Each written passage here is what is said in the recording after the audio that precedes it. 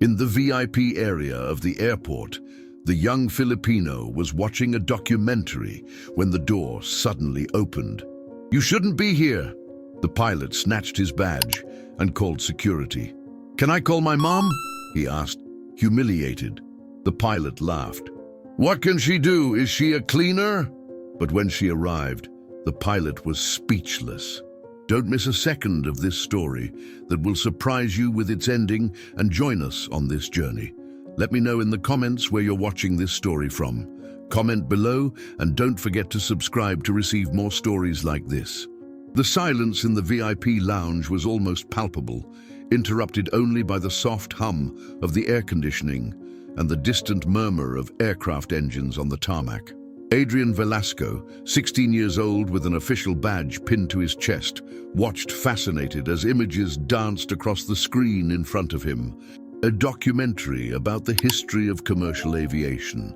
Perhaps boring to many, but for him, each frame was like a window into the future he dreamed of building. The evolution of modern aircraft represents not just technological advances, but the democratization of the skies, narrated the voice in the video as Adrian absorbed every word, completely immersed. That's when the lounge door burst open with an abrupt bang. Captain Thomas Caldwell entered, his presence immediately dominating the space. Tall, broad-shouldered, perfectly trimmed grey hair and an impeccable uniform with 4 golden stripes on the cuff, the personification of aeronautical authority.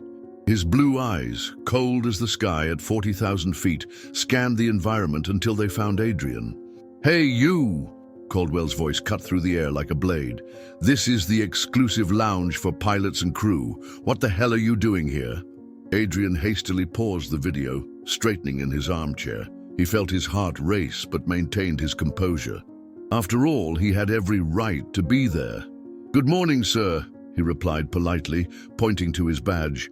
"I'm Adrian Velasco, winner of the Young Aviators competition. I'm waiting for my guide for the tour." Before he could finish, Caldwell advanced across the lounge, his heavy footsteps echoing on the marble floor. In a sudden movement, he grabbed the badge pinned to Adrian's shirt, yanking it with such force that the fabric tore. "This looks fake," he declared, examining the badge with contempt. "I know all the company's official events, and I've never heard of this so-called contest for, who did you say you were again, Filipino?" His lips twisted into a sarcastic smile. "Sir, I can show you the official email," Adrian tried to explain, reaching for his phone.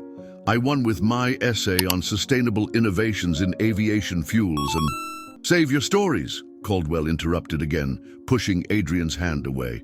"This space is for aviation professionals, not for trespassers who can barely speak proper English." The comment hit Adrian like a physical blow.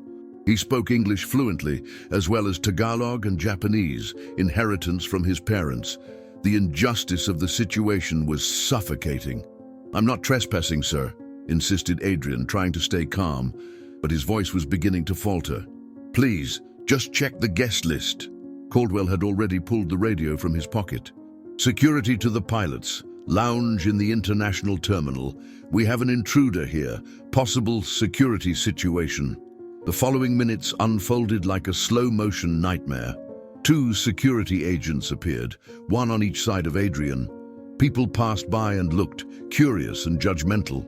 The teenager felt the weight of dozens of stares as he was questioned, his body stiffening under public scrutiny. "May I please call my mother?" asked Adrian, humiliation burning his face. Caldwell let out a short, disdainful laugh. "Sure. Call your mom. Let me guess.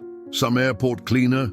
I'll make sure she gets fired too for raising a kid who forges credentials." In that moment, something inside Adrian broke. It wasn't just the public humiliation, but the blatant prejudice, the cruel assumptions based solely on his appearance and origin.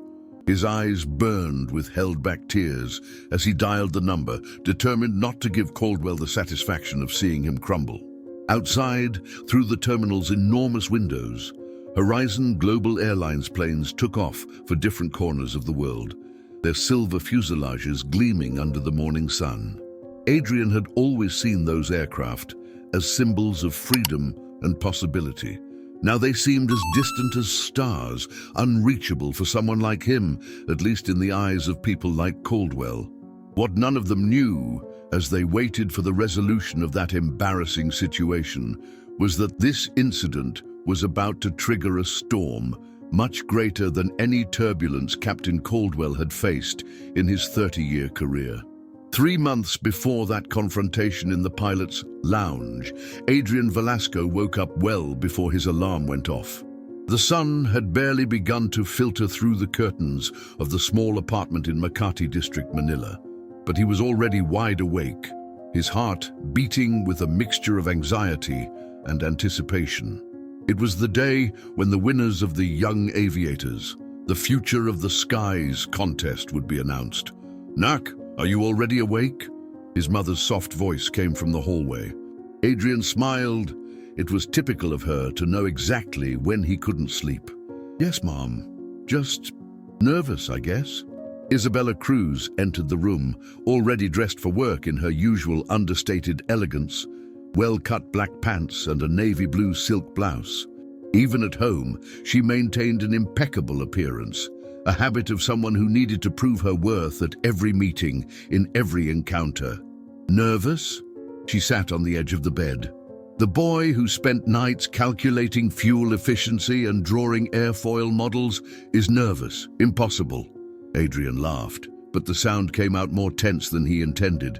There are people from all over the Pacific participating, Mom. Students from expensive international schools, children of Boeing engineers. Isabella took his hands, interrupting the flow of insecurities.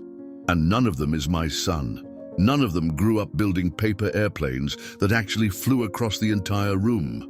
None of them knows the skies like you do." There was something in the way his mother spoke, an unwavering certainty that always calmed Adrian. Isabella Cruz Yamamoto, although she rarely used the Japanese part of her surname in business, wasn't just his mother. She was his rock, his compass, the model of strength he aspired to be.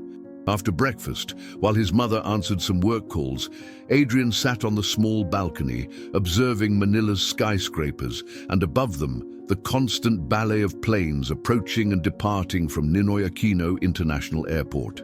Each plane represented stories, lives, possibilities. The essay he had submitted for the contest dealt with an innovative fuel system that could significantly reduce the carbon footprint of commercial aviation. He had spent months researching, consulting chemistry teachers, reading scientific articles he initially barely understood, but his passion was greater than the difficulties. At exactly 10 a.m., his cell phone vibrated. An email. With trembling fingers, Adrian opened the message.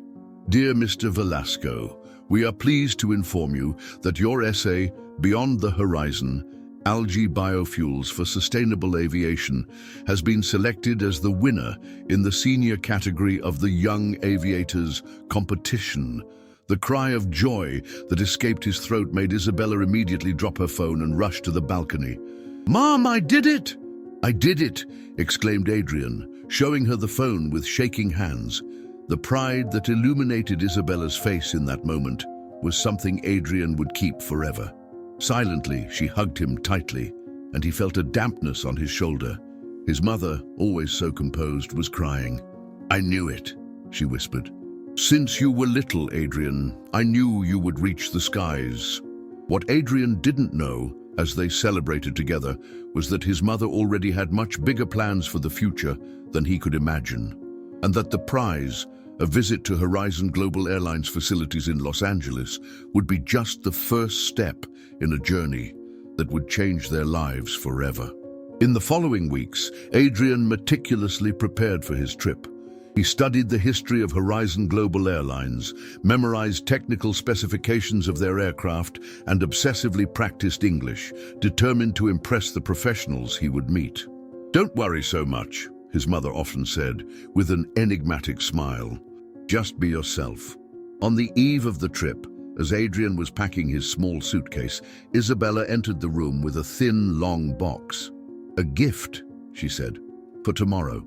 Inside was a navy blue silk tie with tiny silver embroidered planes, almost imperceptible unless looked at closely. "It was your father's," Isabella explained softly. "He wore it the day he achieved his dream of flying for the first time." Adrian's father, Hiroshi Yamamoto, had been a talented pilot who died in a car accident when Adrian was only 7. Mentioning him always brought a mixture of pain and reverence. "He would be so proud of you, Adrian. As proud as I am." When he finally boarded the flight to Los Angeles, Adrian carried with him more than a suitcase and documents. He carried dreams, expectations, and perfectly tied around his neck, his father's tie. A talisman connecting his past to the future he could hardly wait to begin. What he couldn't foresee was how this future would be drastically different from what he imagined, and how one man's prejudice would test not only his resilience, but reveal truths that would forever change his understanding of his own family. The digital clock in the main hall of Los Angeles International Airport read 9:47 in the morning when Adrian finally passed through immigration, exhausted but exultant. The trans-Pacific journey had been long, but every minute inside that modern Horizon Global Airlines aircraft had been an almost religious experience for the young aviation enthusiast. Mr. Velasco, a woman in a navy blue blazer, approached, holding a sign with his name. "Welcome to Los Angeles. I'm Sophia Chen from Horizon Global's Public Relations Department. We're very excited about your visit." Adrian shook the extended hand, trying to control his enthusiasm. "The pleasure is all mine, Ms. Chen. I can't believe I'm really here." The journey from the airport to Horizon Global Airlines headquarters was filled with conversations about aviation, with Adrian asking technical questions that clearly impressed his guide. The company's corporate complex, when they finally arrived, was breathtaking. A wing-shaped glass and steel building surrounded by impeccable gardens. "Wow," muttered Adrian, looking up, trying to absorb the magnitude of the place. Sophia smiled. "Impressive, isn't it? We'll start your tour with the Flight Simulation Center, then visit the maintenance hangar, and finally, you'll have the opportunity to meet some of our senior pilots." The day unfolded like a dream. Adrian experienced a professional flight simulator, talked with maintenance engineers who patiently explained the systems of an A350 aircraft, and even visited a real cockpit. "You have impressive knowledge for someone your age," commented one of the engineers, after Adrian asked a detailed question about redundant hydraulic systems. "Are you thinking of pursuing a career in aeronautical engineering?" "Actually, I want to be a pilot," replied Adrian. "Like my father was. But understanding every bolt and system of an aircraft is part of the journey, isn't it?" At the end of the day, Sophia led Adrian to the famous Pilot's Lounge, a rare privilege for visitors.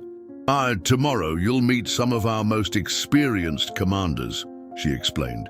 "But today, I thought you might like to relax a bit here and watch some of our exclusive documentaries about the company's history. Your special visitor badge gives access to this area. I'll be back to pick you up in 2 hours. Is that okay?" Adrian could hardly believe his luck. Seated in the comfortable leather sofa, surrounded by aviation memorabilia, and with access to exclusive documentaries, he felt as if he had entered paradise. That's when, absorbed in the documentary about the evolution of Horizon aircraft, Adrian didn't notice Captain Thomas Caldwell's entrance and the chaos that would follow. Now, standing in the middle of the lounge, surrounded by security guards, while Caldwell accused him of being an intruder, Adrian felt his dream turning into a nightmare. "My son is where?" The voice that came from the other end of the line was controlled, but Adrian could feel the storm behind the apparent calm. His mother always became dangerously tranquil when truly furious. "I'm in the pilot's lounge, Mom," he quickly explained. "There's been a misunderstanding and—" "Pass the phone to whoever is responsible for the situation, please," Isabella instructed. Adrian extended the cell phone to one of the security guards, who hesitated before accepting it. "Ma'am, I'm David Morales, security supervisor. We have a young man here who—" Whatever his mother said made the man visibly pale. "Yes, ma'am." "No, ma'am, we didn't know that." "Yes, ma'am, I understand perfectly." "Immediately, ma'am." When he returned the phone to Adrian, his behavior had completely changed. "Mr. Velasco, we sincerely apologize for the inconvenience. It seems there has been a misunderstanding.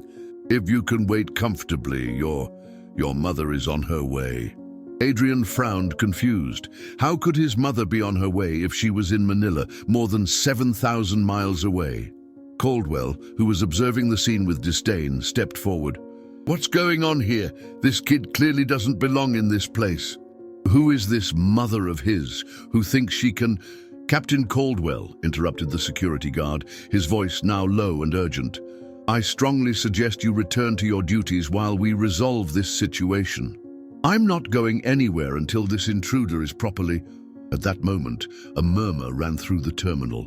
Heads turned, smartphones were raised to take photos, and a human corridor began to form spontaneously. Adrian saw the executives first, men and women in impeccable suits, walking with purpose. Then, the photographers who seemed to have appeared out of nowhere. And finally, at the center of that small corporate hurricane, a figure he knew better than any other in the world. Isabella Cruz Yamamoto. Not Isabella Cruz, his mother who worked long shifts in a corporate office, as she vaguely described. But Isabella Cruz Yamamoto, CEO and majority shareholder of Horizon Global Airlines, as indicated by the financial headlines Adrian occasionally saw, but never really connected to his own mother. She wore a perfectly tailored navy blue suit, her heels echoing on the terminal floor, as she advanced with the confidence of someone who owned not just the space she walked on, but all the sky above it. Her eyes, identical to Adrian's, quickly scanned the scene until they found her son. For a brief moment, her professional mask faltered, and Adrian saw genuine concern before she recomposed her expression. "Adrian," she said simply, crossing the distance between them with determined steps. "Mom?" The word came out as a confused question. "How are you here? And why are all these people—" Isabella gently touched his face, ignoring the cameras and murmurs around. "I'm here for an aviation leadership conference. I was planning to surprise you tomorrow, during your tour." She looked at his shoulder, noticing the small tear where the badge had been ripped off. "It seems my plans have changed." Turning slowly, Isabella faced Caldwell, who was watching the scene with growing discomfort. "Captain Caldwell," she said, her voice calm but carrying an indisputable authority. "I'm Isabella Cruz Yamamoto. This is my son, whom you're accusing of trespassing. And yes, I'm the Filipina who doesn't clean planes. I own the entire fleet." The silence that followed was deafening. Adrian watched Caldwell's face change from red with indignation to white with shock, and finally to a sickly gray of comprehension. "Ms. Yamamoto, Caldwell stammered. "There's clearly been a misunderstanding. If I had known he was your son—" "If you had known he was my son, what exactly?" Isabella interrupted, her voice still controlled but sharp as a blade. "You would have treated him with respect. Not violently yanked his official badge, not accused him of forgery, not made derogatory comments about his cleaner mother." Each word seemed like a nail in Caldwell's professional coffin, who visibly diminished with each syllable. "The issue, Captain Caldwell," continued Isabella, "is not that you didn't know who my son was. The issue is how you treat any young Asian person you encounter, especially those you presume have no connections or power." It was then that Adrian understood the magnitude of what was happening. His mother, the same woman who prepared his breakfast every morning, who helped him with math lessons, who kept every airplane project he had drawn since he was 5, was one of the most powerful executives in the global aviation industry. And his entire life had been built on a carefully maintained half-truth. The conference room on the 35th floor of Horizon Global Airlines headquarters had a panoramic view of Los Angeles International Airport. Adrian observed, through the enormous windows, aircraft with the company logo taxiing on the runways. taking off and landing in a choreographed dance of precision, planes that apparently belonged to his mother. The same mother who was now seated at the head of the long mahogany table, conducting an emergency meeting with the company's executive board as if she had been born for it. Because, as Adrian now realized, she really had been born for it. Complete revision of diversity and inclusion training policies, Isabella was saying, her voice firm and leaving no room for contestation. Today's incident is unacceptable from any perspective, but it also reveals systemic failures that we need to address immediately. One of the older executives cleared his throat. Isabella, while we deeply regret what happened to your son, perhaps we're overreacting to an isolated incident. Captain Caldwell has an exemplary record of... An exemplary record? Isabella interrupted him, sliding a folder across the table. Jeffrey, these are 6 formal complaints filed against Caldwell in the last 3 years, all related to discriminatory treatment of employees of Asian origin. Complaints that were, coincidentally, filed away without appropriate consequences. The man paled, quickly flipping through the documents. Adrian observed everything as if watching a movie about someone he didn't know. Isabella Cruz Yamamoto, the powerful CEO, was a version of his mother he had never imagined. Her command of the room, the way she chose each word with surgical precision, the respect mixed with fear in the executive's eyes. All of this was new and disconcerting. As for Captain Caldwell, continued Isabella, he is effectively suspended from his flying duties until further notice. His flight to Tokyo tonight will be reassigned to Captain Daniel Mendoza. Another executive intervened. Isabella, with all due respect, Caldwell is one of our most experienced pilots on the Trans-Pacific route. Mendoza is certainly competent, but what? Isabella raised an eyebrow. Daniel Mendoza has more than 15,000 flight hours, is one of our most respected commanders, and happens to be Filipino-American. Do you see any problem with that, Robert? The silence that followed was answer enough. Great, concluded Isabella.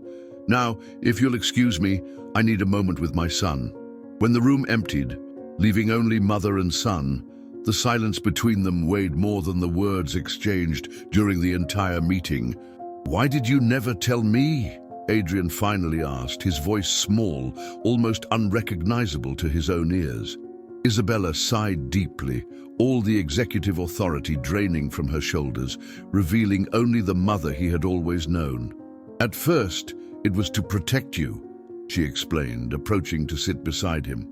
Your father and I always believed you should have a normal childhood, away from the spotlight, the pressure, the paparazzi. After he died, her voice faltered momentarily. After he was gone, that decision seemed even more important. But I'm 16 now, countered Adrian, unable to contain the mixture of confusion and betrayal he felt. And I thought you worked as a mid-level executive in some corporation. You let me believe that for years. I know. Isabella took his hands, as she had done so many times before. But this time, Adrian felt the impulse to pull them back. And the more time passed, the harder it became to tell the truth. I wanted you to achieve your own things, Adrian. I wanted you to build your own path, without the shadow of my name or position. Adrian shook his head, trying to assimilate everything. Though that apartment in Manila, the public school where I studied all these years, it was all part of some social experiment. The daughter of one of the richest men in Japan and CEO of a billion-dollar company, living like an ordinary person. Isabella seemed genuinely hurt by the suggestion. It wasn't an experiment, Adrian. It was a choice. A choice for you to grow up valued for who you are, not for what our family owns. She hesitated. Steve's. And yes, maybe I took it too far, but it was never with bad intentions. Adrian abruptly stood up, walking to the window. Down below, a Horizon A350 was gracefully taxiing on the runway. The same model of plane he had dreamed of piloting someday. A dream that now seemed contaminated by lies. All these years, he muttered, more to himself than to his mother, struggling to win scholarships, saving every peso to buy technical aviation books, working hard so that one day, maybe, I could afford flight school, and you could just sign a check. And what kind of pilot would you be then? Isabella asked softly, approaching. One who earned his place on merit, or one who entered through the back door because his mother owns the company? The question hit Adrian like a punch. There was truth in it, but also manipulation. Or was it protection? He could no longer distinguish. I know you're hurt, continued Isabella, and you have every right to be.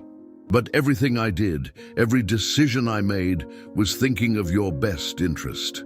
Adrian finally turned to face her. What happens now? Do we go back to our normal apartment in Manila and pretend none of this happened? Or now that I know the truth, can I finally access my secret trust fund or something? Isabella didn't answer immediately. When she did, her voice was laden with an emotion Adrian had rarely witnessed. What happens now, son, depends entirely on you. This is your life, your future. It always has been. At that moment, a soft knock on the door interrupted the conversation. Isabella's executive assistant entered, looking apologetic. Sorry to disturb you, Miss Yamamoto, but Captain Mendoza is here as requested.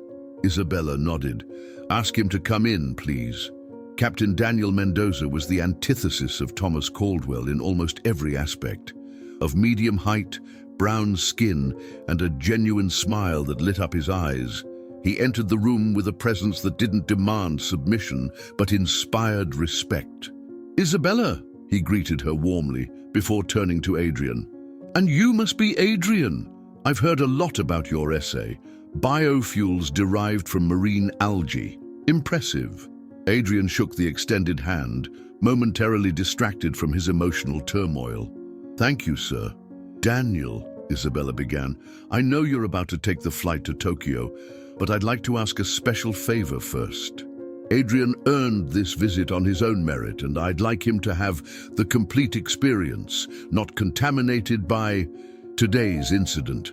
Mendoza nodded understandingly. What do you have in mind?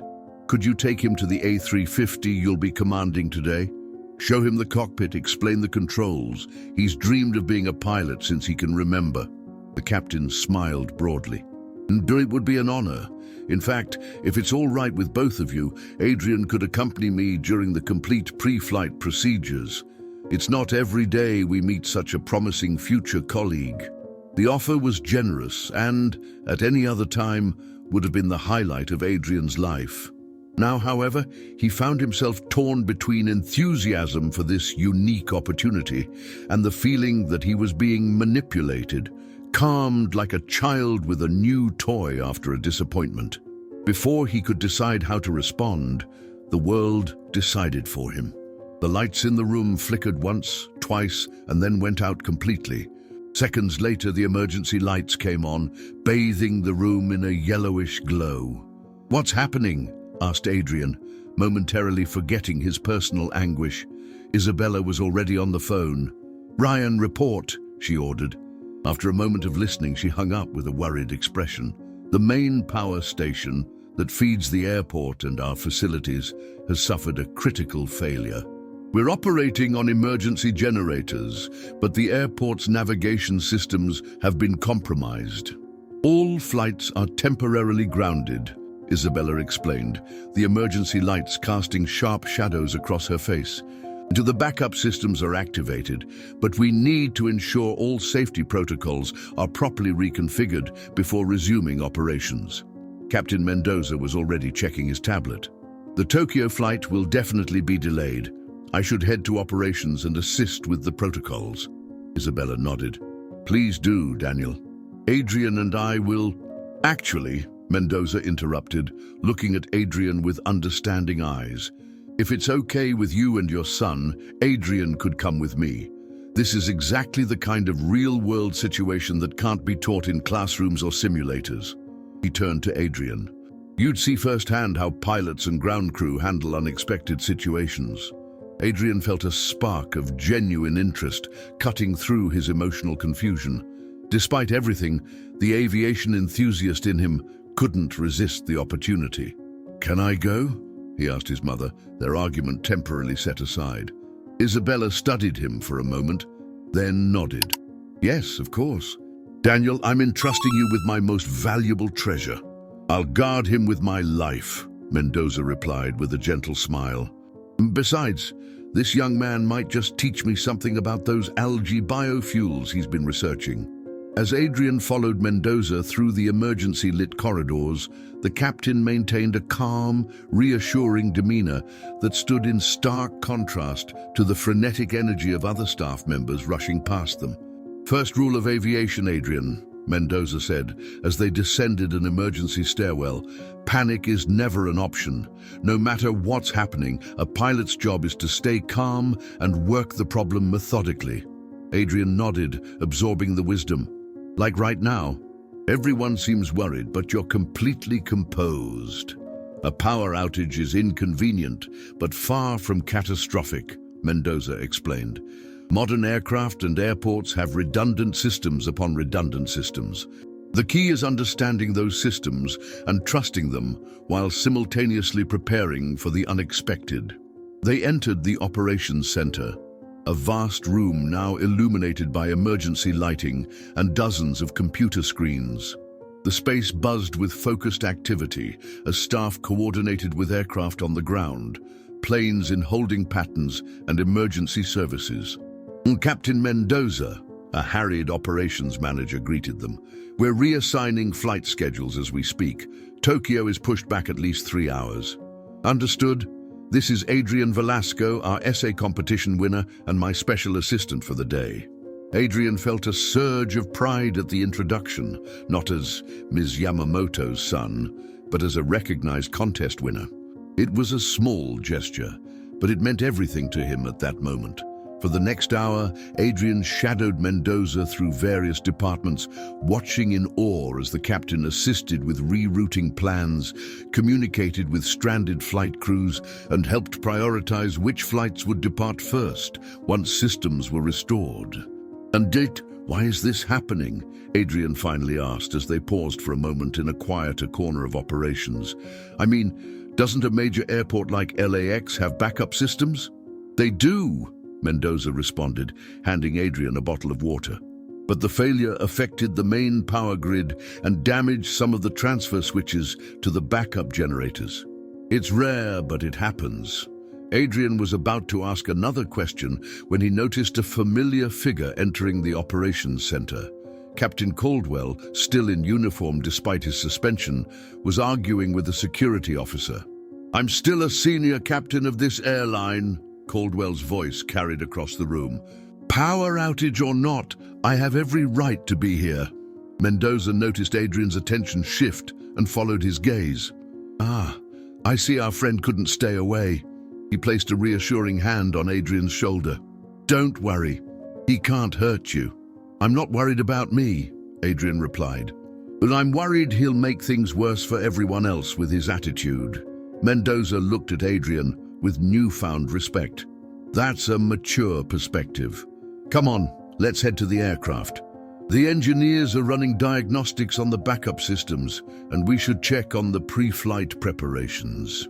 As they made their way to the tarmac via a service elevator that still had power, Adrian found himself talking more freely with Mendoza.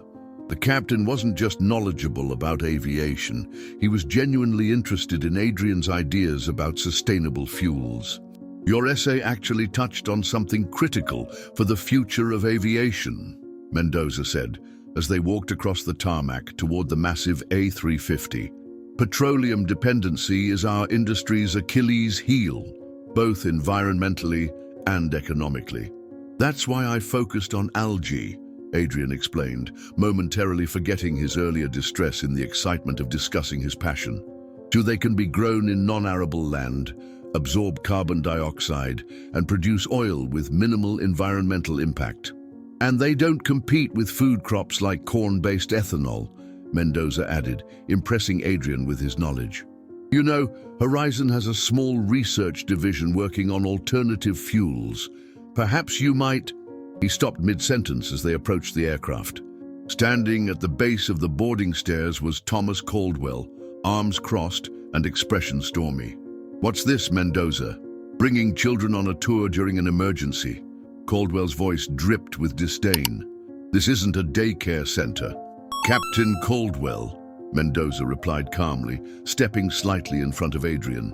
"Mr. Velasco is here as my guest. As I understand, you've been temporarily relieved of duties, so I'm not sure why you're on the tarmac." Caldwell's face reddened. "Don't lecture me about protocol, Mendoza. I've been flying these routes since you were learning your multiplication tables. This is my Tokyo flight." "Was your Tokyo flight," Mendoza corrected gently but firmly. "You should now, if you'll excuse us. We have pre-flight checks to complete once power is restored." As they attempted to pass, Caldwell moved to block their path. "So this is how it works now? One complaint from the boss's kid and careers get shuffled around? 30 years of perfect flying record means nothing." Adrian felt anger rising within him. "It wasn't a complaint about flying, sir. It was about how you treat people. There's a difference." Caldwell's attention snapped to Adrian, eyes narrowing. "Listen, kid. That's enough, Thomas." The voice came from behind them. All three turned to see Isabella approaching, flanked by airport security and company executives. The power outage had not diminished her authority. If anything, the emergency lighting made her appear even more formidable. "You were instructed to remain off company premises pending review," she continued. "Yet here you are, confronting my son again." "I have a right to know why my flight was reassigned," Caldwell insisted, but his voice had lost some of its edge. "Your flight was reassigned because you're suspended," Isabella stated simply. "And given your behavior in the last hour, ignoring direct instructions, entering restricted areas during an emergency, and now confronting a minor on the tarmac, I'm beginning to think suspension isn't sufficient." The security guards moved closer, and Caldwell seemed to deflate before their eyes. "You can't erase 3 decades of service because of one misunderstanding." Isabella's expression softened slightly. "No one is erasing your service, Captain, but no amount of flight hours gives anyone the right to disrespect others. Now please go home. We'll contact you when the review board makes its decision." As Caldwell was escorted away, Adrian watched with mixed emotions. The man's career was potentially in ruins, and while his behavior had been inexcusable, there was something sobering about witnessing someone's professional downfall in real time. "Are you okay?" Isabella asked Adrian once Caldwell was gone. "Yeah, I think so," he replied, surprised to find it was mostly true. "Captain Mendoza has been showing me how the company handles emergencies. And he's been a remarkable student," Mendoza added. "In fact, he had some fascinating insights about optimizing our contingency protocols." Isabella smiled, looking genuinely pleased. "I'm not surprised. He's always been observant." She checked her watch. The engineers estimate power will be restored within the hour. Daniel, once you're cleared for departure, would it still be possible for Adrian to observe the pre-flight sequence?" "Absolutely," Mendoza confirmed. "In fact, I'd be honored if he could stay in the jump seat during taxi if regulations permit." "I'll make a call to ensure they do," Isabella replied. She hesitated, then added softly, "Adrian, I know we have much more to discuss, but it might have to wait until you return from Tokyo." Adrian looked up sharply. "Return from Tokyo? What do you mean?" "Well, if you're interested," Isabella explained, "Captain Mendoza has offered you the opportunity to observe the entire Tokyo flight from the cockpit as an educational experience. You'd fly back tomorrow on the return leg." Adrian was stunned. "You mean fly to Japan today, just like that?"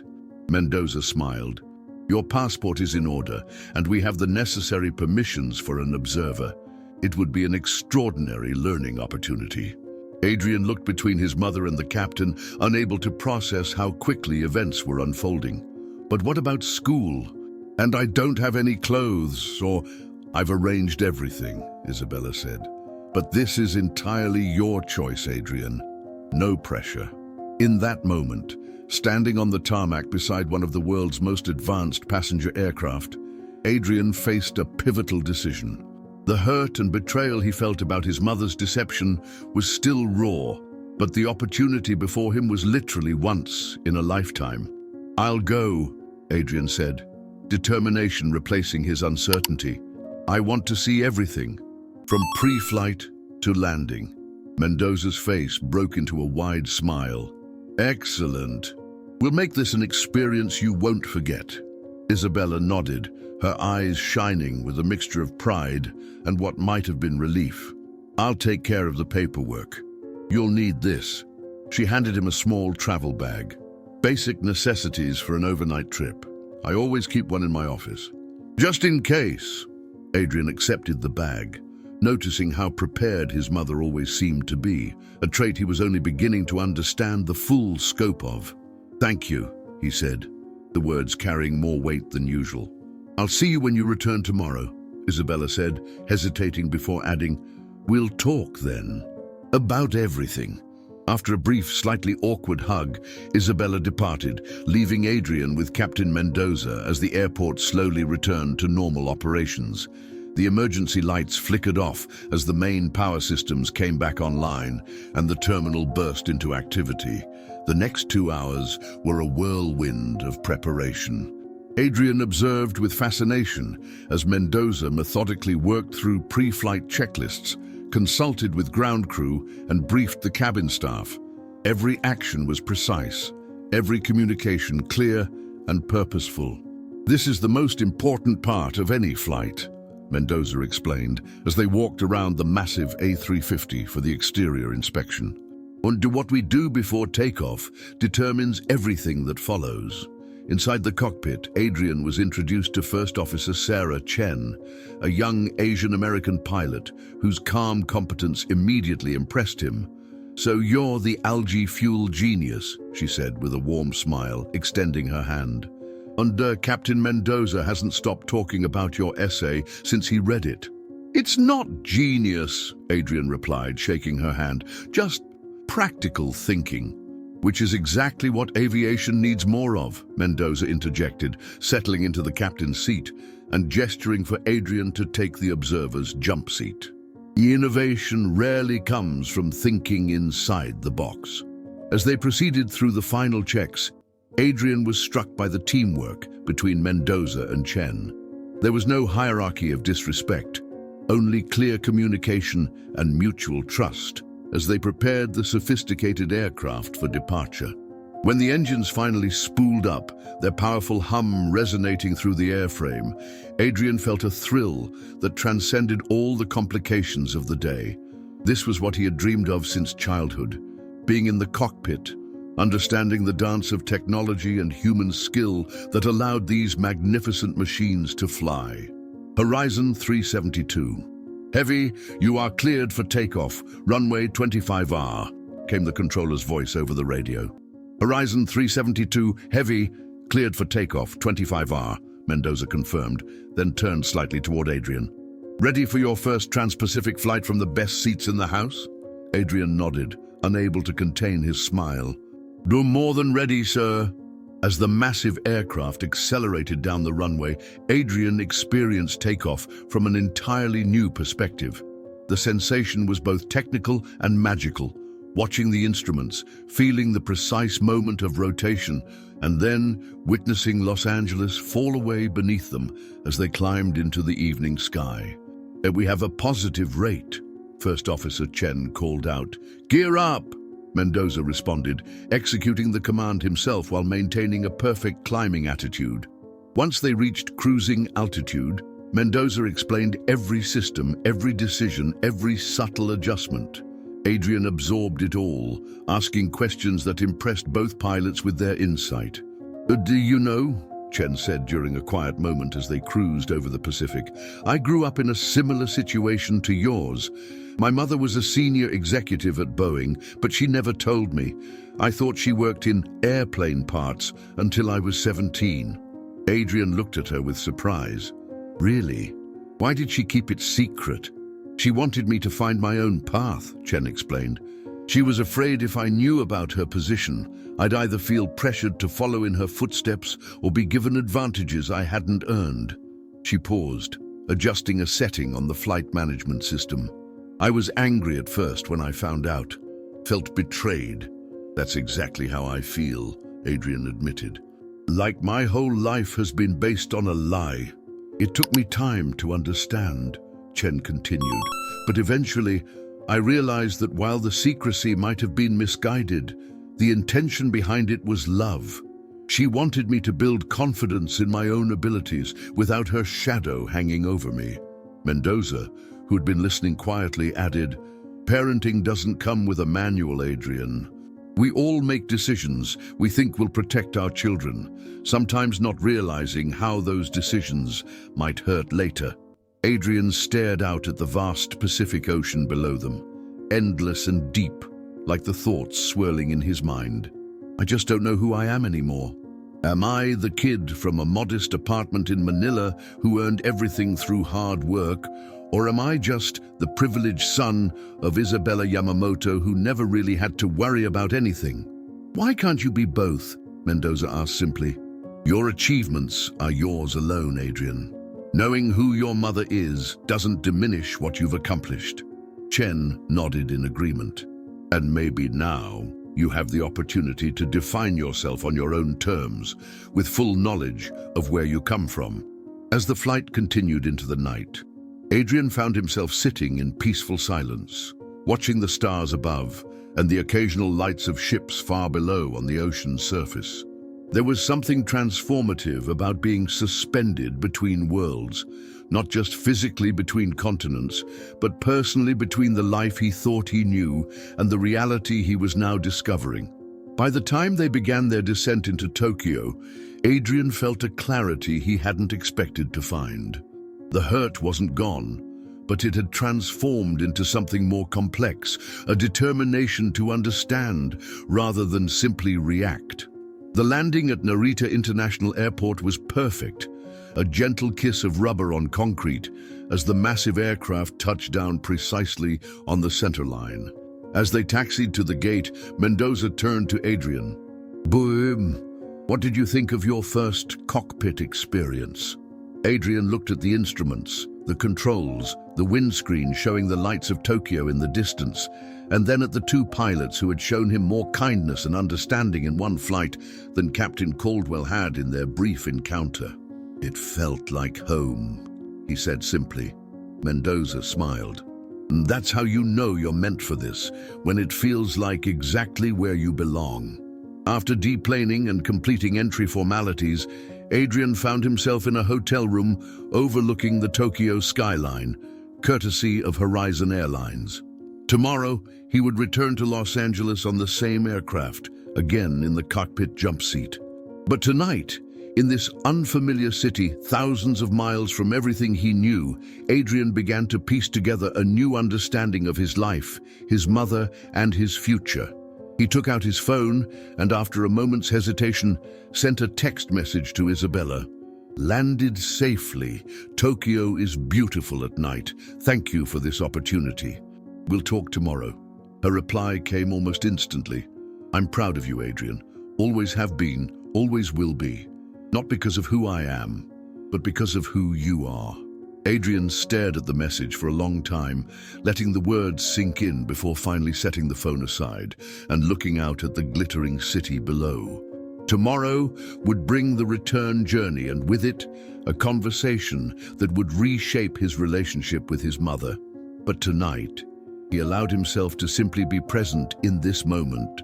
A 16-year-old boy who had crossed an ocean and was beginning to see that his horizon was far broader than he had ever imagined. The return flight from Tokyo departed under clear blue skies, the morning sun glinting off the A350's wings as it climbed steadily toward cruising altitude. Once again in the jump seat, Adrian watched with growing understanding as Mendoza and Chen worked through their procedures with practiced precision. Since we're heading back into yesterday thanks to the international dateline, maybe it's a good time for some perspective, Mendoza said, once they reached their cruising altitude of 40,000 feet. What questions have been keeping you up all night? Adrian smiled slightly, wondering if his restlessness had been that obvious. Was it clear I barely slept? Chen laughed gently. Pilots develop a sixth sense for recognizing when someone's mind is too busy for sleep. Taking a deep breath, Adrian decided to voice the question that had troubled him most. Why did my mother choose to live so ordinarily? We weren't poor, but our apartment in Manila is small. I went to public school. She could have given us a much different life. Mendoza exchanged a glance with Chen before answering. I can't speak for your mother, but I've known Isabella for many years. She's one of the most grounded executives I've ever met. Unlike many in her position, she never lost touch with what matters. But why hide it all from me? Adrian pressed. That, said Chen, making a minor adjustment to their heading, is something only she can fully answer. But having been in a similar situation, I suspect she wanted you to develop your own identity, free from expectations or advantages. Adrian looked out at the vast expanse of the Pacific below them, so featureless and yet so full of hidden complexity. Not unlike his life, he realized. There's something you should know about your mother, Mendoza said after a thoughtful pause. Something that might help you understand her choices better. Adrian turned his attention back to the captain, curious. When Isabella first joined Horizon as a junior executive 20 years ago, she faced tremendous discrimination. Not just as a woman in a male-dominated industry, but as an Asian woman who many assumed had gotten her position through family connections rather than merit. But the Yamamoto family owned parts of the airline, didn't they? Adrian asked, recalling business headlines he'd occasionally seen. Yes, but Isabella never used that connection. In fact, she worked under her mother's maiden name, Cruz, for years. She started in operations management and worked her way up, refusing any special treatment. Most people didn't even know she was a Yamamoto until she had already proven herself 10 times over.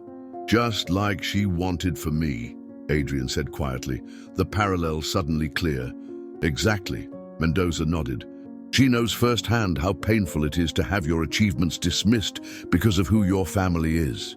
The whispering, the assumptions that you didn't earn your place. First Officer Chen added, the aviation industry can be particularly brutal that way. Pilots, executives, even flight attendants, there's often an assumption that connections matter more than competence, especially for women and minorities. Like what happened with Captain Caldwell, Adrian observed. He couldn't believe I belonged in that lounge based solely on how I looked. Caldwell represents an older generation of thinking, Mendoza said diplomatically. But yes, that's the kind of prejudice your mother has fought against her entire career. Not just for herself, but for everyone who doesn't fit the traditional mold of what an aviation professional should look like. Adrian fell silent, processing this new perspective. The vast sky outside seemed to mirror the expanding horizons of his understanding. After a while, Chen spoke again. You know, Adrian, your essay on algae biofuels caught attention, not just because it was well researched, but because it approached the problem from an angle most Western researchers hadn't considered. You incorporated cultivation techniques from Southeast Asian aquaculture that could revolutionize production efficiency. I just applied what I learned from local fishermen in the Philippines, Adrian said modestly. Exactly, Mendoza interjected. And that's the kind of diverse thinking our industry desperately needs. Not just different faces in the cockpit, but different perspectives solving our biggest challenges. As the flight continued across the international dateline, Adrian found himself engaged in the most educational conversation of his life. Mendoza and Chen didn't just explain the technical aspects of flying the sophisticated aircraft. They shared insights about the industry's future, its challenges, and the role Adrian's generation would play in transforming it.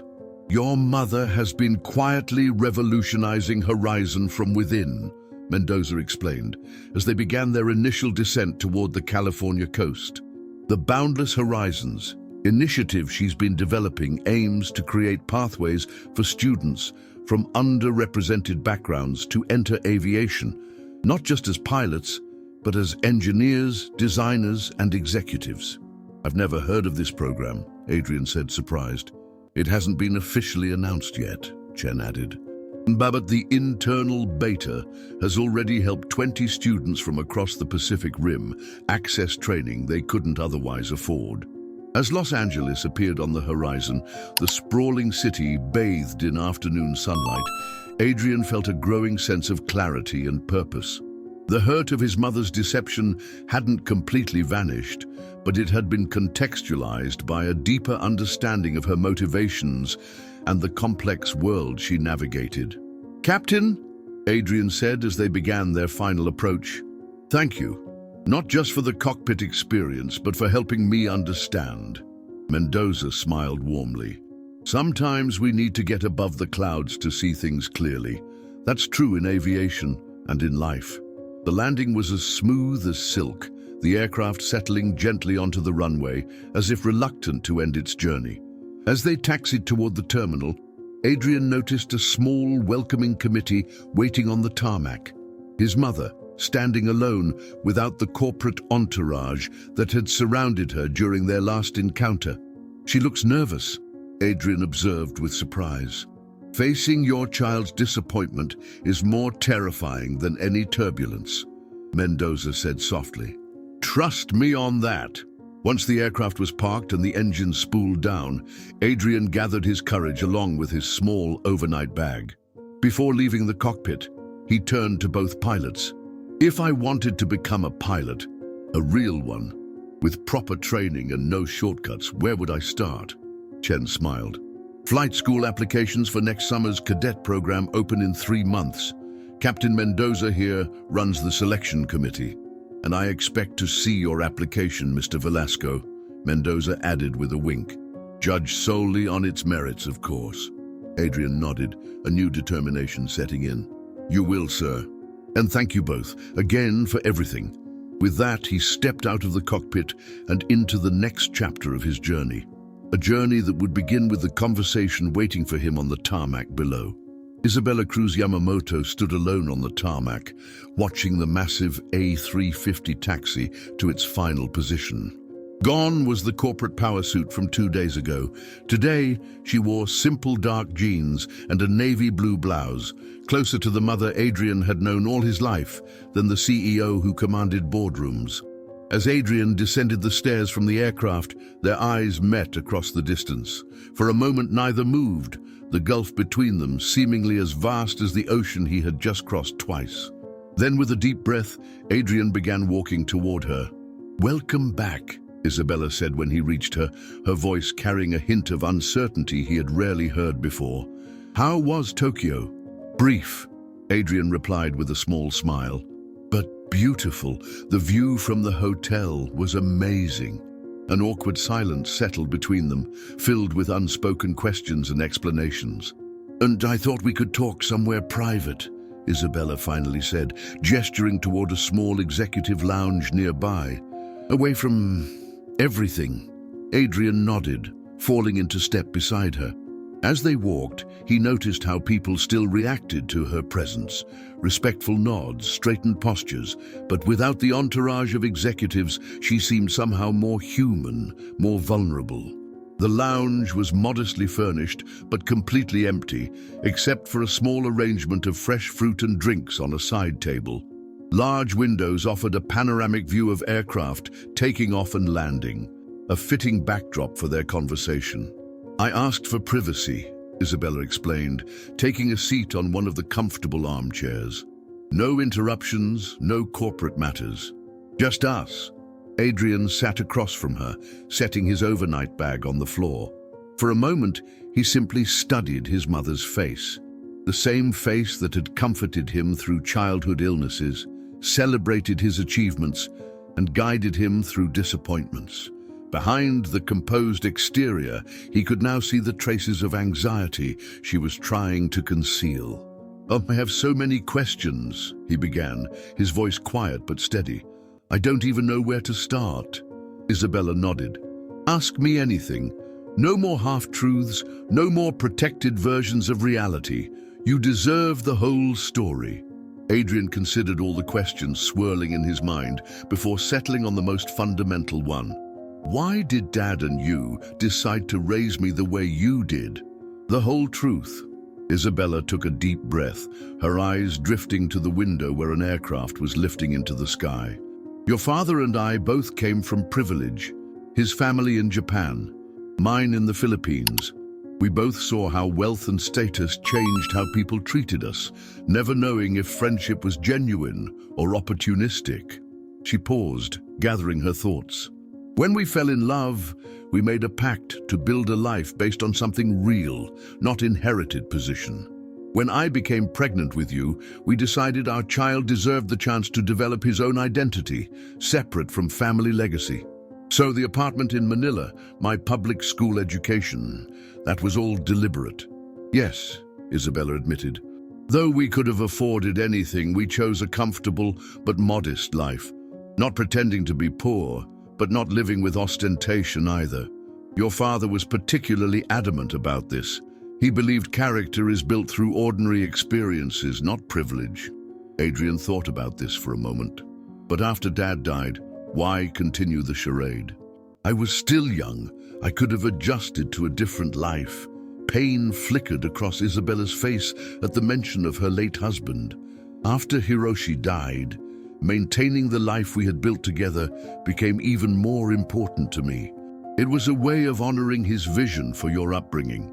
She hesitated before adding, and selfishly perhaps, it allowed me to be just mom to you, not CEO Isabella Yamamoto, or the aviation heiress, or any of the other labels the world puts on me. But you were living a double life, Adrian pointed out. Those business trips, the late nights, they weren't just some corporate job. No, she acknowledged, they were the responsibilities of running a global airline. But when I came home to our apartment, when I was with you, that was the most real part of my existence. Her eyes met his directly. I never lied about loving you, Adrian. That has always been my deepest truth. Adrian felt a lump forming in his throat, but pushed forward with his questions. Did anyone else know? Our neighbors? My teachers? Only my most trusted inner circle knew both sides of our life. To everyone in Manila, I was simply Isabella Cruz, a widow raising her son and working in corporate management. Even within Horizon, only a handful of executives knew about my personal life in the Philippines. And you never thought I deserved to know the truth as I got older. There was hurt in the question, but less accusation than before. Isabella's composure cracked slightly. I made mistakes, Adrian. The longer the situation continued, the harder it became to find the right moment to tell you. Every year I would think, after this birthday or when he starts high school, but the right time never seemed to come. She leaned forward, her voice earnest. I was afraid you would feel betrayed, afraid you would think everything in your life had been artificial, afraid you would reject the values we had tried to instill, which is exactly what happened, Adrian observed quietly. Yes. A single tear escaped down Isabella's cheek, which she quickly wiped away. But my fear became a self-fulfilling prophecy. They sat in silence for a moment, the hum of distant aircraft engines filling the space between them.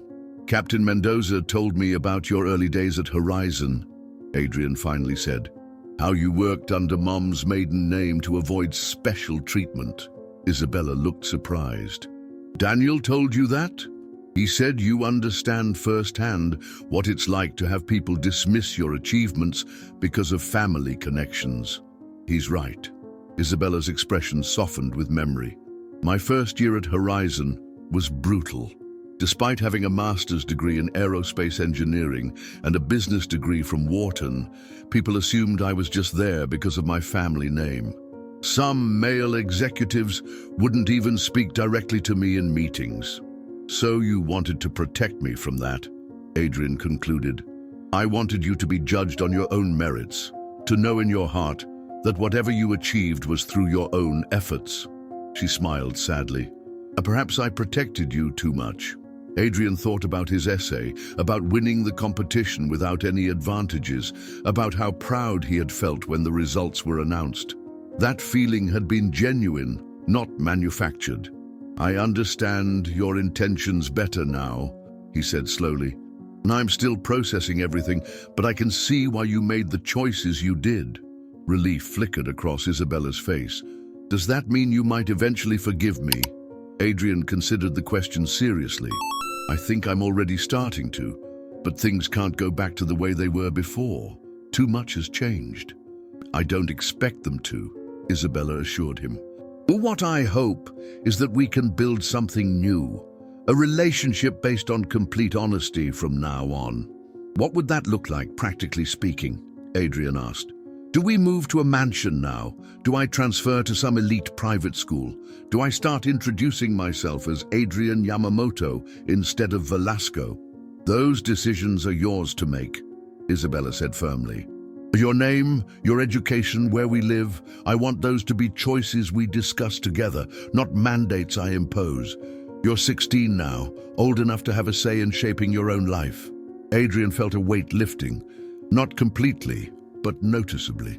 His mother was offering him agency, respect for his own judgment. "I don't want special treatment," he said after a thoughtful pause. "But I do want to understand my heritage, my family history, both sides of it. And," he hesitated before continuing, "I want to learn more about the airline, about the industry. Not because it's yours, but because I genuinely love aviation." Isabella's smile was radiant. "And nothing would make me happier than sharing that world with you, not as a birthright, but as a shared passion." "And the Boundless Horizons initiative," Adrian added. "Captain Mendoza mentioned it's still in development. I'd like to know more about that too." "You would?" Isabella seemed genuinely surprised and pleased. "Yes. It sounds like something that could make a real difference." He paused, gathering courage for his next words. "And maybe I could help with it somehow. Use my perspective as someone who's seen both sides." Isabella blinked rapidly, clearly emotional. "Adrian, your insight would be invaluable." For the first time since discovering his mother's secret, Adrian felt a genuine excitement about the future, not anger about the past. There was still hurt to process, trust to rebuild, but also new possibilities he hadn't imagined before. "So what happens now?" he asked, the question encompassing far more than just their immediate plans. Isabella reached across the space between them, offering her hand, not demanding, just hoping. "Now we begin again, together, with truth between us." After a moment's hesitation, Adrian took her hand, feeling the familiar warmth that had guided him throughout his childhood. "Together," he agreed, the word a bridge spanning their past and future. 3 months passed like the changing seasons, each day bringing new revelations, adjustments, and gradually, a renewed sense of trust between mother and son. Adrian and Isabella had chosen a middle path forward, maintaining their apartment in Manila while Adrian finished the school year with his longtime friends, but also spending weekends at a modest family home in the hills outside the city that Isabella had owned but rarely used. It was during these weekends that Adrian began to learn his full family history, the story of the Yamamoto aviation empire in Japan, his Filipino grandparents' business acumen, and how his parents had fallen in love despite corporate rivalry between their families. "Your father was the most brilliant pilot I'd ever met," Isabella told him one evening as they sorted through old photographs on the terrace overlooking Manila Bay. But what made him truly exceptional was his vision for what aviation could be. Not just a means of transport, but a force for connecting cultures, ideas, people. Adrian studied a faded picture of his father standing proudly beside a commercial aircraft, the same model that now seemed antiquated compared to the A350 he had flown on with Captain Mendoza. I wish I remembered him better," Adrian said softly. "You're more like him than you know," Isabella replied, smiling at a particular memory. When you were about 5, he took you to the cockpit during a family flight. The captain let you sit in his seat for a moment, and you immediately started checking all the instruments in the exact order Hiroshi would during his pre-flight. You had been watching him so carefully all those years. These stories were healing, filling in the gaps of Adrian's identity that had been carefully left blank. But the most significant changes came not through conversation about the past, but through action in the present. True to her word, Isabella had invited Adrian to participate in developing the Boundless Horizons initiative. What began as occasional input during his spring break evolved into Adrian becoming an unofficial youth advisor, joining video conferences with the development team and offering perspective on how to make aviation careers seem accessible to students from diverse backgrounds. The problem isn't just financial barriers, Adrian had pointed out during one particularly productive meeting, is that kids from certain backgrounds don't even see aviation as a possibility. The imagery, the representation, it all feels exclusionary.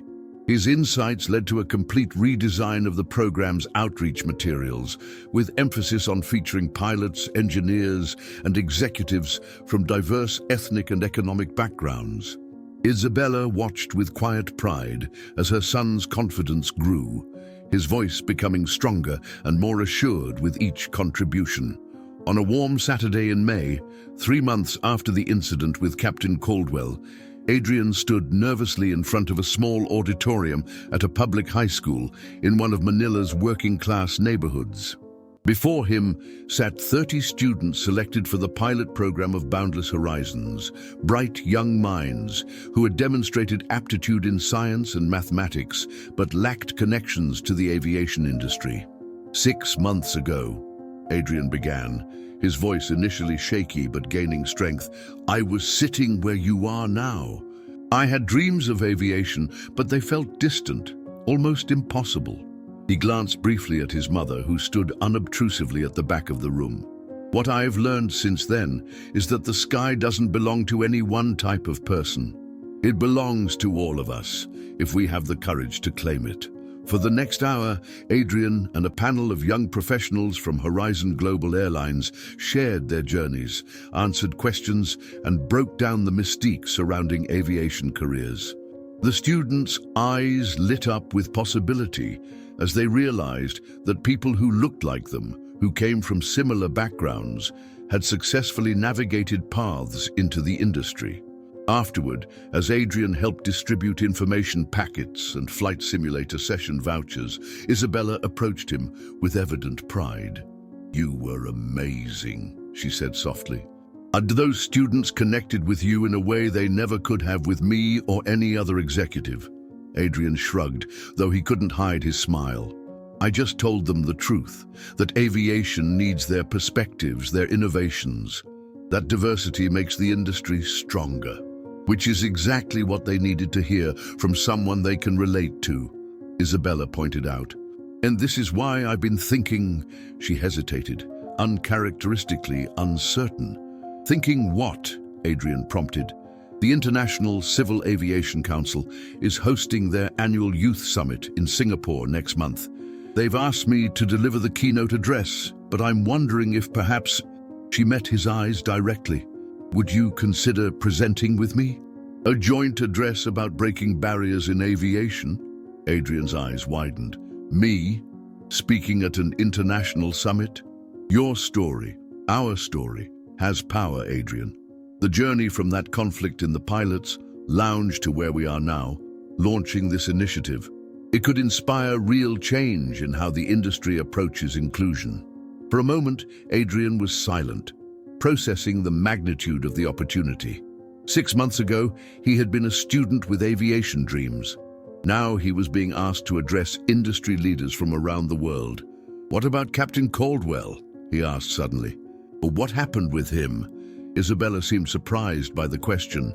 He's currently on extended leave. The review board recommended sensitivity training and reassignment rather than termination, given his technical expertise and long service. He should be there, Adrian said decisively. At the summit. Caldwell. Isabella looked genuinely confused. Why would you want him present? Because this isn't just about celebrating success stories. It's about acknowledging where the industry still needs to improve. His perspective, resistant to change but capable of growth, needs to be part of the conversation. Isabella studied her son with newfound respect. You continue to surprise me, Adrian. Most people in your position would want him as far away as possible.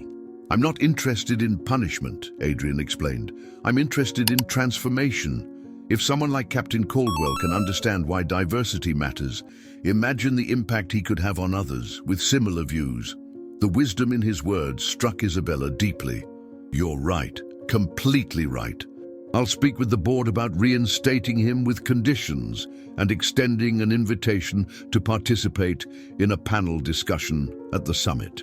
In that moment, standing amid eager students beginning their own aviation journeys, Adrian felt a clarity of purpose that transcended his personal hurt.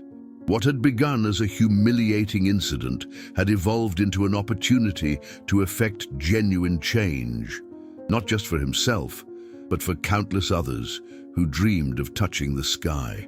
I'll do it, he said, answering her earlier question about the keynote. We'll do it together. The weeks leading up to the Singapore summit were a flurry of preparation. Adrian balanced his final exams with speech writing, worked with Isabella on their presentation, and even participated in a video call with Captain Caldwell, who had agreed, with initial reluctance but growing openness, to join a panel on changing industry culture. The night before they were to depart for Singapore, Adrian sat on the balcony of their Manila apartment, looking up at the stars barely visible through the city lights. His application for the Horizon Global Airlines cadet pilot program sat completed on his laptop inside, ready to submit, waiting only for his final decision. Isabella joined him, handing him a cup of hot chocolate, a childhood comfort they still shared. Nervous about tomorrow? She asked, settling into the chair beside him. A little, he admitted, but mostly grateful. Grateful? After everything that happened? Adrian nodded, sipping his chocolate thoughtfully. If not for that day in the pilot's lounge, if not for Captain Caldwell's prejudice, I might never have learned the truth about our family, about the airline, about the potential I have to make a difference. You would have discovered your path eventually, Isabella said with certainty. Your passion for aviation has always been too strong to remain unfulfilled. Maybe, Adrian conceded. More, but now I understand something I didn't before. It's not just about flying planes. It's about changing who gets to fly them, who designs them, who leads the companies that operate them. He turned to face his mother directly. That's a bigger dream than I had before, a better one. Isabella reached over to squeeze his hand, her eyes shining with emotion in the dim light. Your father would be so proud of the man you're becoming, Adrian. So am I. Together they sat in comfortable silence, watching as a Horizon Global Airlines aircraft climbed into the night sky above Manila, its lights tracing a path among the stars, bound for destinations unknown but full of possibility. The Singapore Convention Center buzzed with activity as aviation professionals from around the world gathered for the International Civil Aviation Council's annual Youth Summit. Sleek displays showcasing the latest aerospace technology lined the exhibition hall, while meeting rooms hosted discussions on everything from sustainable aviation fuel to the future of air traffic control. In the green room behind the main auditorium, Adrian adjusted his tie, the same navy blue tie with tiny silver planes that had belonged to his father. Isabella stood nearby, reviewing their notes one final time, impeccable in a modern pantsuit that managed to be both professional and distinctly Filipino in its subtle design elements. 5 minutes, Miss Yamamoto, Mr. Velasco, an event coordinator informed them with a polite bow.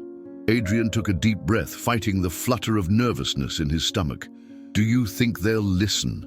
Really listen? To you? Absolutely, Isabella assured him. Your voice represents the future they all claim to be working toward. A gentle knock at the door interrupted them. Captain Mendoza entered, followed by First Officer Chen and, somewhat surprisingly, Captain Caldwell. "We wanted to wish you both good luck before you go on," Mendoza said warmly, giving Adrian an encouraging pat on the shoulder. Chen smiled. "You're going to be amazing, Adrian. Just speak from the heart like you did with those students in Manila." Caldwell stood slightly apart, clearly uncomfortable, but making an effort. The past 3 months had visibly aged him. Silver hair now more prominent at his temples, lines deeper around his eyes. Yet there was something different in his bearing, less rigidity, perhaps. "Mr. Velasco," he said formally, extending his hand. "And I wanted to thank you for including me in this event. It would have been easier to keep me sidelined." Adrian shook the offered hand, noting the genuine humility that had replaced the captain's former arrogance. "The conversation wouldn't be complete without all perspectives, Captain. Even the difficult ones. Especially the difficult ones," Isabella added, her tone professional but not unkind. "The industry doesn't change through echo chambers." The coordinator reappeared at the door. "It's time." As they made their way toward the stage, Adrian caught a glimpse of the packed auditorium through a gap in the curtains. Aviation executives, engineers, pilots, and students from every corner of the globe filled the seats, their faces representing the diverse tapestry of humanity that kept the world connected through flight. "Ready?" Isabella asked softly as they waited for their introduction. Adrian nodded, suddenly calm despite the magnitude of the moment. "And ready." The moderator's voice echoed through the sound system.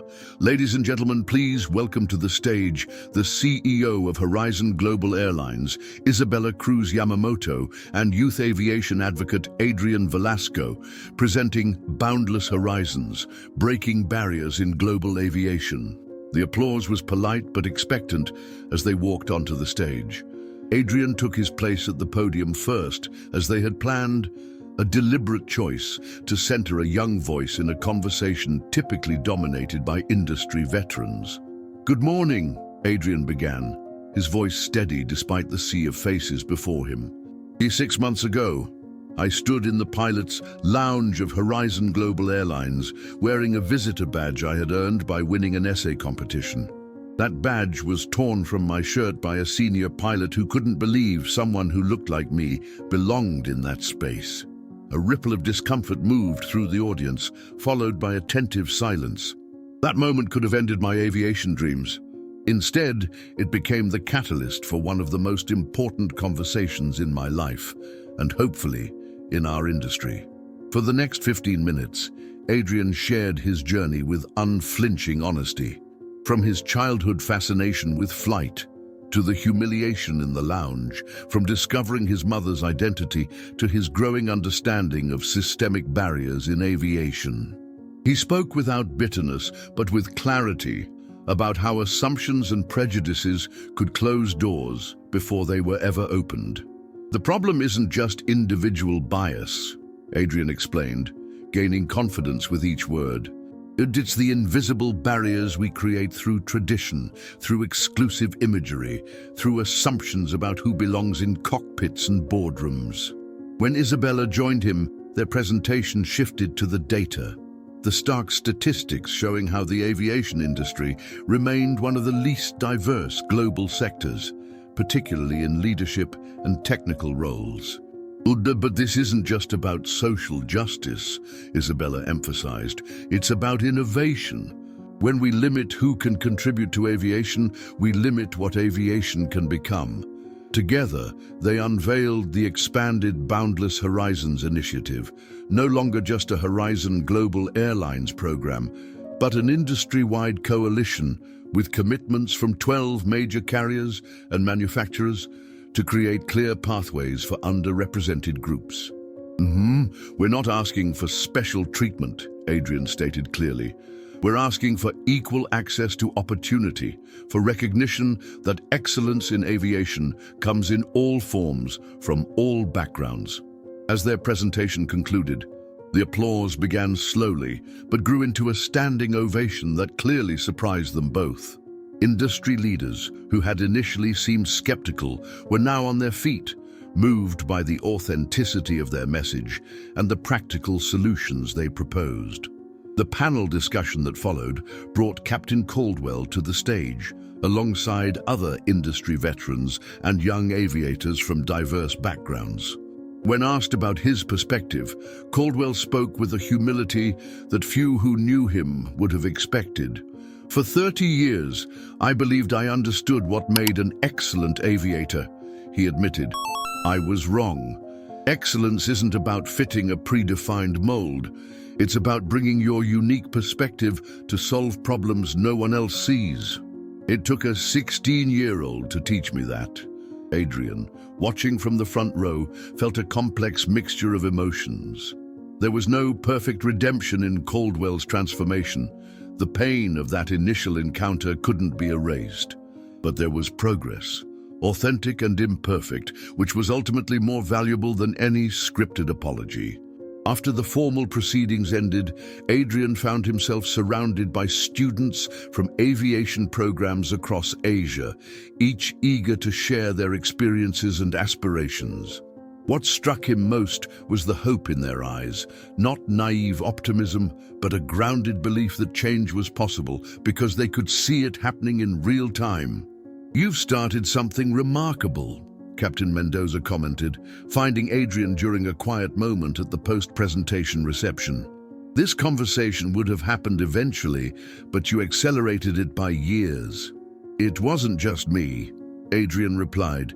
"My mother had been working toward this long before I knew anything about it." Mendoza smiled knowingly. "True, but sometimes meaningful change needs both.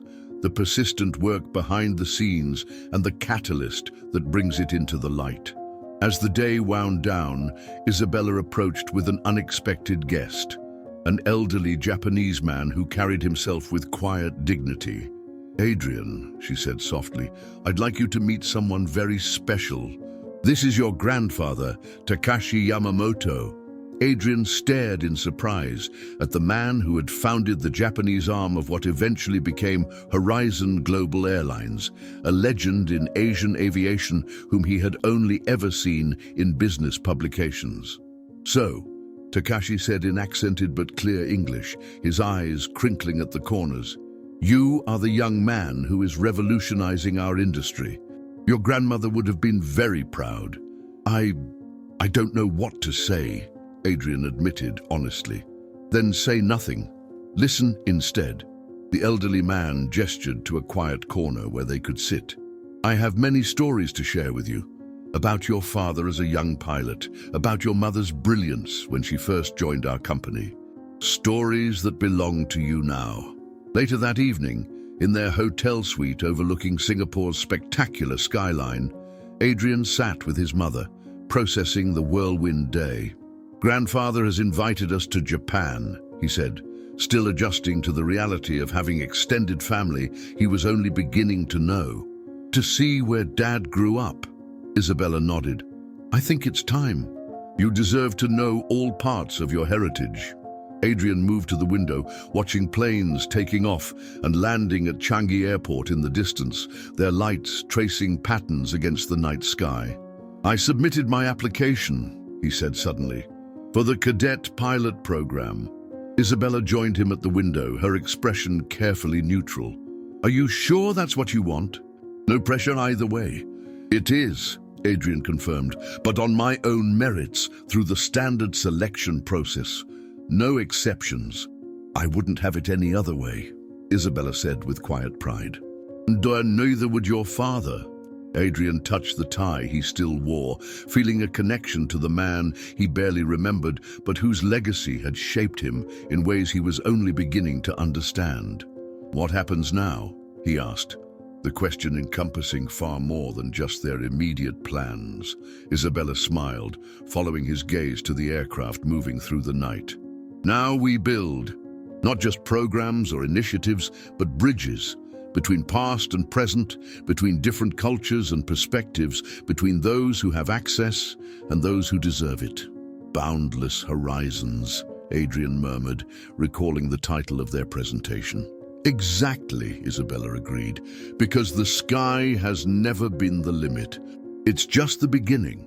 In the year that followed, Adrian divided his time between his studies, his growing responsibilities as youth ambassador for Boundless Horizons, and his training in the cadet pilot program that he had entered entirely on his own merits.